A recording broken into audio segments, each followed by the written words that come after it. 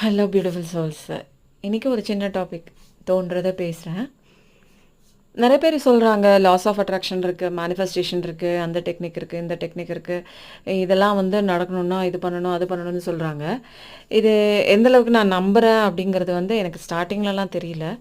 But வந்து நம்ம வந்து ஒரு பாசிட்டிவான ஒரு மைண்ட் செட்டோட நம்ம வந்து அலைனாக இருக்கும்போது மேலே யூனிவர்ஸில் நிறையா விஷயங்கள் வந்து நமக்காக நிறைய இருக்குது. அந்த அலைன்மெண்ட்டுக்கு நம்ம எப்படி ஒரு ரேடியோ ஃப்ரீக்வன்சி வந்து கரெக்டாக அந்த ஸ்டேஷனில் போய் அந்த அந்த டியூனை அந்த ஃப்ரீக்வன்சிக்கு நம்ம டியூன் பண்ணி வைக்கும்போது அந்த சாங் நமக்கு கிடைக்குதோ, அதே மாதிரி நம்ம மைண்டையும் கரெக்டான ஒரு பாசிட்டிவ் வைப்ரேஷன் வைக்கும்போது நமக்கு தேவையான விஷயங்கள் நம்ம யூனிவர்ஸில் நிறையா இருக்குது. இதெல்லாம் வந்து உண்மைதான் அப்படிங்கிற ஒரு விஷயம் வந்து நானாக கற்றுக்கிட்ட ஒரு விஷயம்.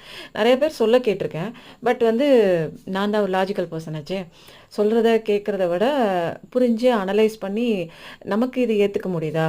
ஏன்னா நிறையா பேர் சொல்கிறத கேட்டு நம்ம பண்ணுறத விட நமக்குன்னு ஒரு இன்ட்யூஷன் பவரு, நமக்குன்னு ஒரு அனலைஸ் பண்ணுற ஒரு கெப்பாசிட்டி இருக்குல்ல.